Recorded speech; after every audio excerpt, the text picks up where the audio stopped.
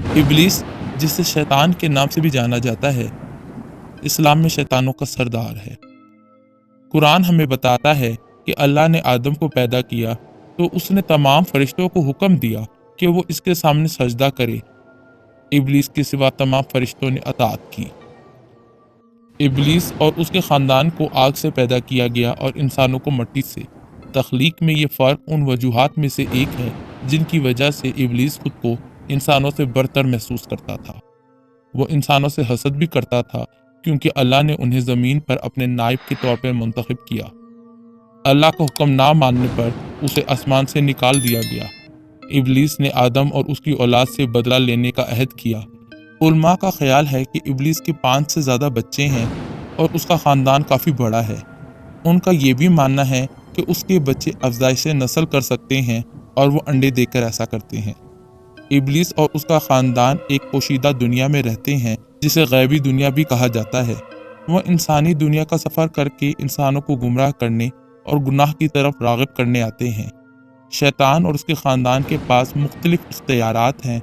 वो शक्ल बदल सकते हैं, उड़ सकते हैं और दिलों में वसवसे और वहम डाल सकते हैं।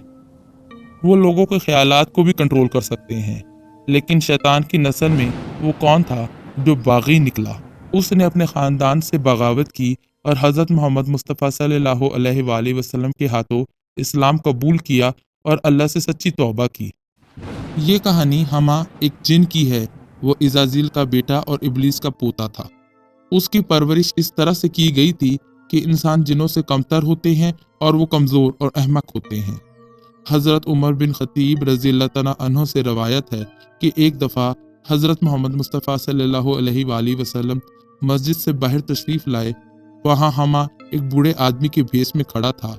हज़रत मोहम्मद सल्लल्लाहु अलैहि वसल्लम ने फ़ौरन हमा को जिन के तौर पर पहचान लिया। आप सल्लल्लाहु अलैहि वसल्लम ने उससे उसकी उम्र का पूछा। हमा ने जवाब दिया कि मैं सदियों से जिंदा हूँ और बहुत से गुनाह कर चुका हूँ। मैं जिनों के उस गिरोह में भी था जिसने हसद की वजह से आदम के बेटे हाबील को कत्ल किया।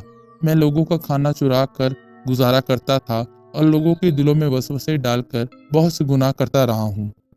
हज़रत मोहम्मद सल्लल्लाहु अलैहि वसल्लम ने फरमाया, तुमने तो बहुत बुरे काम किए हैं। हमा ने कहा, ए पैगंबर, आप मुझे गलत मत समझे। मैं तो आपकी रहनुमाई हासिल करने आया हूँ। मैं आपका पैगाम सुनता रहा हूँ और आपकी तालीमात की तरफ राग़िब हुआ हूँ। मुझे सदियों से बहुत से मुख्तलिफ नबियों से मिलने और सीखने का मौका मिला।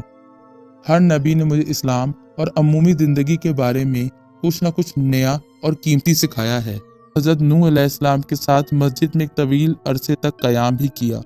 मैंने उनके हाथों तौबा भी की। आप मुझे गलत मत समझे और मुझसे बदगुमान मत हूँ। मैंने तौरात भी सीखी है। मैंने हज़रत मूसा अलैहिस्सलाम का सलाम हज़रत ईसा अलैहिस्सलाम को पहुँचाया और अब मैं आपको हज़रत ईसा अलैहिस्सलाम का सलाम पहुँचाने हाजिर हुआ हूँ। रसूल अल्लाह सल्लल्लाहु अलैहि वसल्लम ने फरमाया, ए ईसा, आप पर सलाम हो, और ए हमा, पैगाम पहुँचाने का बहुत शुक्रिया, तुम पर भी मेरा सलाम हो। हमा ने कहा, ए पैगंबर सल्लल्लाहु अलैहि वसल्लम, मैं अपने गुनाहों और गलतियों से बहुत शर्मिंदा हूँ। ये कहकर हमा दारो कतार रोने लगा। रसूल अल्लाह सल्लल्लाहु अलैहि वसल्लम ने फरमाया, बेशक अल्लाह बख्शने वाला बड़ा मेहरबान है।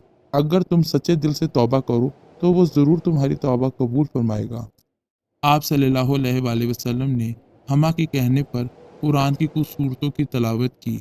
हमा ने सच्ची तौबा की और इस्लाम कबूल किया। रसूल अल्लाह सल्लल्लाहु अलैहि वसल्लम ने फरमाया कि हमा, तुम्हें जब भी मेरी ज़रूरत हो तो तुम मुझसे मिलने आ जाना। कहा जाता है कि हमा को उस दिन के बाद कभी किसी ने ना देखा। रिवायत में ये भी कहा जाता है कि हमा फौत हो गया है और जन्नत में है।